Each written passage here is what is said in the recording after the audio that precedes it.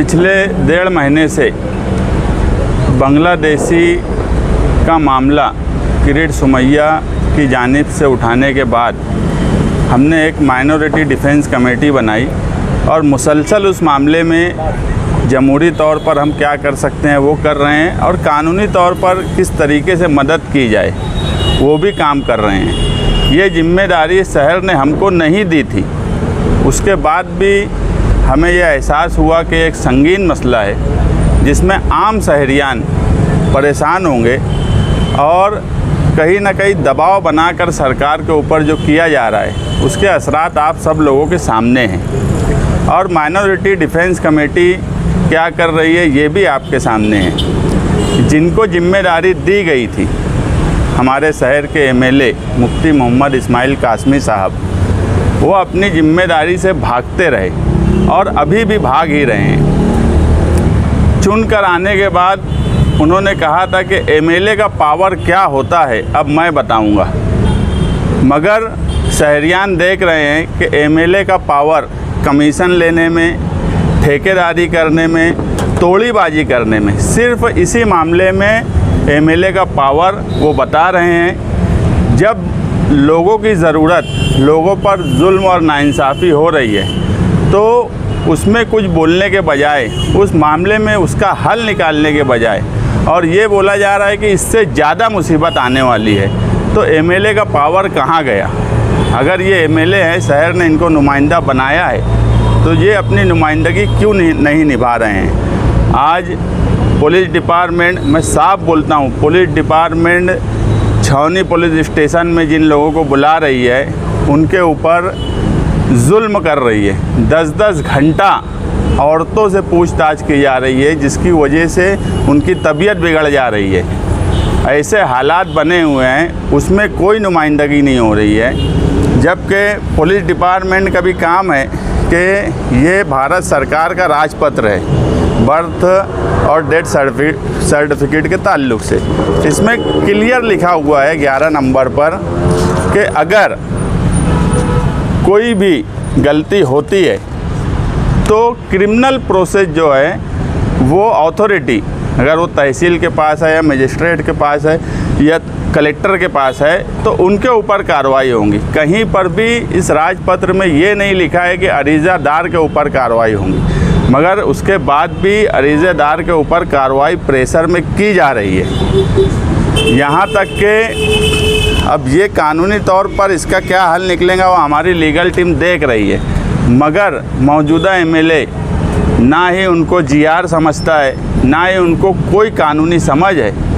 और सिर्फ जो लोग कोशिश कर रहे हैं, माइनॉरिटी डिफेंस कमेटी के आसिफ शेख, हम और जो दूसरी पार्टी के लोग हैं, उन पर सिर्फ इल्ज़ाम लगा देना, यानी जो लोग काम कर रहे हैं उन पे झूठा इल्ज़ाम लगाना।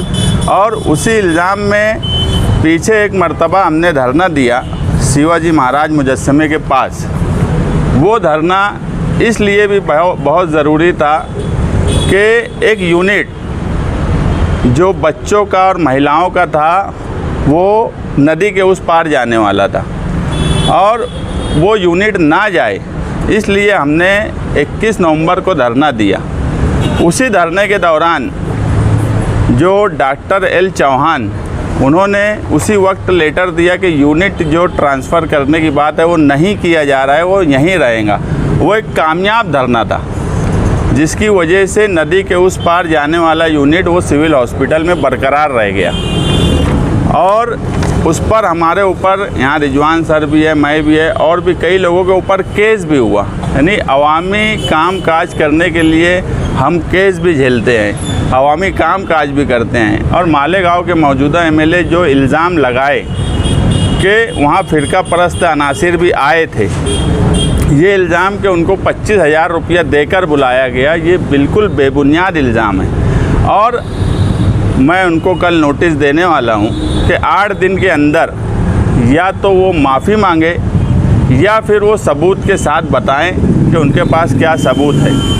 असम्बली इलेक्शन के बाद हमने एक बात बोली थी कि अब हम सियासत करने का तरीका बदल लेंगे, और ये वही तरीका है कि अब अगर वो कोई भी झूठ किसी के ऊपर भी कोई भी इल्ज़ाम जिसका कोई सर पैर नहीं होता अगर वो लगाएंगे या उनके हवारी मवारी लगाएंगे तो अब उनको कानूनी तौर पे भी जवाब देना पड़ेगा और अवामी तौर पे भी उनको जवाब देना पड़ेगा।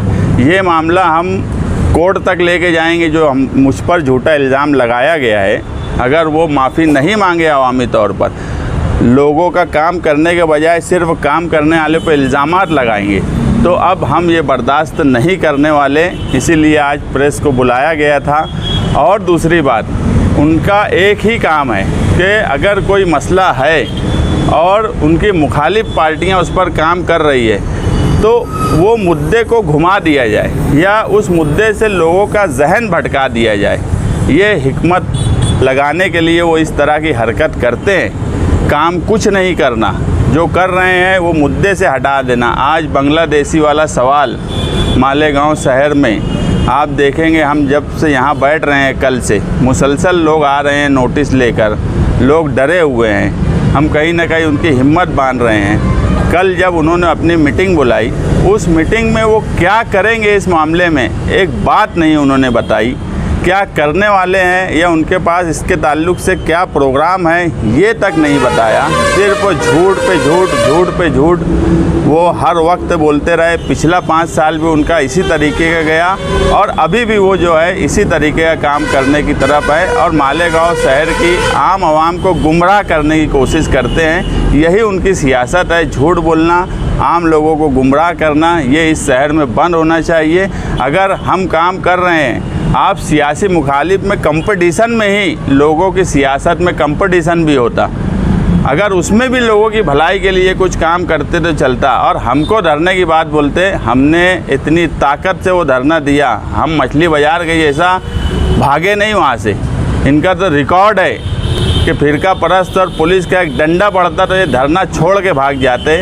हम पूरी हिम्मत से वो धरना दिए, वो धरना कामयाब हुआ। फिरका परस्तों को मुँह तोड़ जवाब हमने दिया।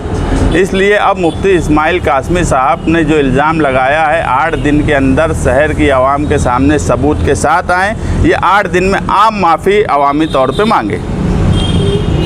अगर वो ऐसा नहीं करते तो आप क्या रास्ता, आपने नोटिस तो कहा, इसमें दूसरा एक रास्ता है अगर वो नुकसान जो रहता है इज्जत आतंक का दावा, क्या आप वहाँ तक पहुँचेंगे? हाँ, डिफेमेशन का अगर वो 8 दिन में आम माफ़ी नहीं मांगे या अवामी तौर पे सबूत नहीं दिए तो डिफेमेशन का केस उनके ऊपर दाखिल करेंगे।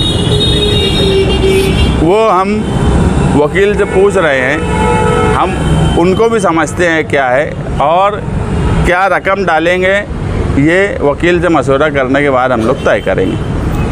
अभी 8 दिन इंतज़ार करेंगे, कल नोटिस दे देंगे उनको, कल नोटिस उनको भेज देंगे, 8 दिन का उसमें टाइम देंगे। फिर 8 दिन के बाद हम कितने का डिफेमेशन केस दाखिल करें ये हम तय करेंगे। कल उनकी तकरीर में उन्होंने कहा कि मैं ये मसला जो है बहुत बड़ा मसला है, ये लेकिन उसके लिए क्या करना चाहिए जो आप लोग कर रहे हैं? ये बार बार तनकीद की गई क्या कोई मामला समझ नहीं रहा? देखो, उनको मैं जो बोला कि कानूनी कोई समझ नहीं है, लोगों की खिदमत करना सियासत में ये उनको आता ही नहीं है और वो करना भी नहीं चाहते। उनको एक बात ये समझती है कि जो सियासी जिम्मेदारी उनको दी गई है उससे हटकर आप लोग देखेंगे तो मुसलसल मजहबी कामकाज को मीडिया में बताना और शहर में ऐसा माहौल बनाना कि यही अकेले आलिम हैं जो मालेगांव शहर में मजहबी काम करते, जबकि मालेगांव शहर में सैकड़ों आलिम हैं जो मजहबी काम करते हैं। बड़े बड़े मदरसे चल रहे हैं, मगर उनका आप यूट्यूब पे और वहाँ नहीं कहीं देखेंगे। इनका मस्जिद का भी सिर्फ मजहबी कारकर्दगी बताकर ये कहीं ना कहीं मालेगांव शहर के उल्मा जो दूसरे काम काज करते हैं उनको भी नीचा दिखाने की कोशिश करते हैं। सियासी कारकर्दगी ज़ीरो है इनकी। मैं जो बोला कि चुन के आने के बाद जब एमएलए का पावर बताने की बात है, अगर वो आज ये मान रहे हैं कि ये बड़ा मसला है तो फिर एमएलए का पावर इनका कहाँ गया? एमएलए का पावर क्यों नहीं बताते?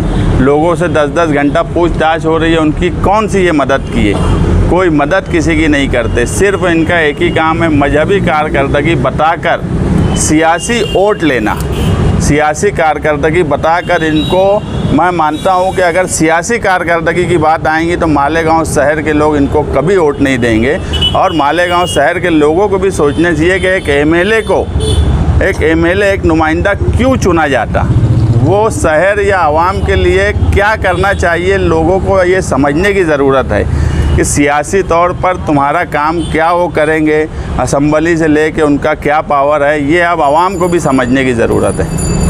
कल की मीटिंग में जो हाजिरी हुई उसको लेके आप लोगों का एतमाद, मैं जो बोला कि पिछला 5 साल जो था, लोगों का एतमाद ये 2.5-3 महीने में ही उनके ऊपर से ख़त्म हो रहा है। ये कल की मीटिंग की वीडियो से भी ये बात जाहिर हो गई।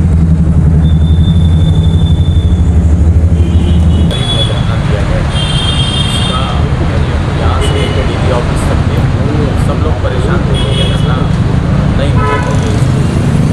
इस धरने पे कल आप क्या कहें, तो आप भी इसमें शामिल। शिवाजी महाराज के पुतले के पास जो धरना रखा गया, उसका मकसद ये था कि जो सिविल हॉस्पिटल में औरतों का जचकी वार्ड है, उसको हटाकर नदी के उस पार लेकर जाया जा रहा था, जिससे मालेगांव शहर की जो मशरकी आबादी है बड़ी पैमाने पे वो मज़दूर है।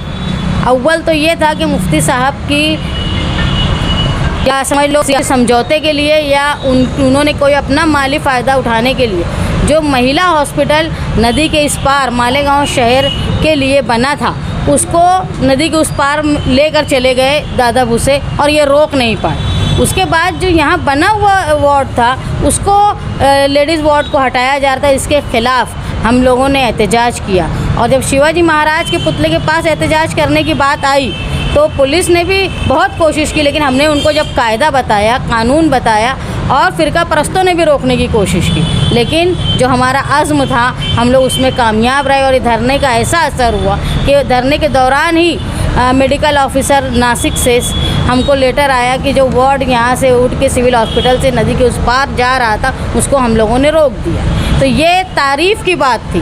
दुख की बात ये है कि मुफ्ती साहब ने जो हमारा हॉस्पिटल था, महिला हॉस्पिटल, वो वहाँ लेकर चले गए, उसमें उन्होंने कोई सफाई नहीं दी। उन्होंने इस बात की तारीफ़ नहीं की कि हमारी वजह से, हमारे धरने की वजह से आज जो सिविल हॉस्पिटल में जो वार्ड चला जा रहा था वो रुका है।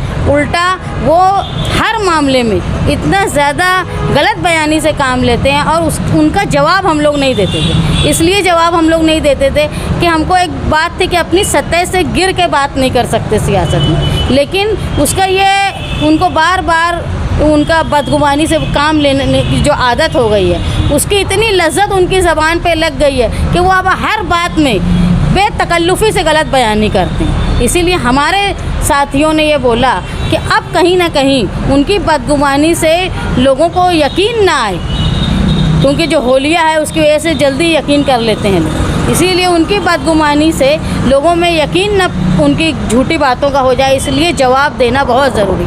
आप इलेक्शन के अय्याम में भी देखेंगे, इलेक्शन में उनके स्टेज से औरतों के बारे में तज़लील करने वाली बातें बोली गई। यहाँ तक कि मेरी वालदा जो बुज़ुर्ग हैं उनके बारे में भी बोला गया, मेरे बारे में भी बोला गया, लेकिन ये आलिम होकर स्टेज पे बैठे रहे, और ये जो तज़लील की बातें थी औरतों के ताल्लुक़ से जो होती है, उसको बड़े मज़े से बोलना चाहिए कि बड़े लुत्फ़ से सुना करते थे। ये एक काम नहीं था, ये किसी एक इंसान का काम नहीं था, लेकिन इन्होंने रोका नहीं, बल्कि पुरलुत्फ़ होते रहे।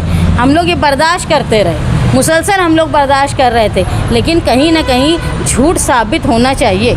और इसलिए जो मुस्तकीम डिग्निटी पे इल्ज़ाम लगाया गया है, उस पर हम उनको नोटिस देंगे कि वो या तो 8 दिन में इसकी माफ़ी मांगे अवामी तौर पर, उमूमी तौर पर, या तो सबूत उमूमी तौर पर दें। और अगर वो नहीं देंगे तो हम डेफेमेशन का उनके ऊपर केस करेंगे, क्योंकि हद हो गई है अब झूठ बोलने की।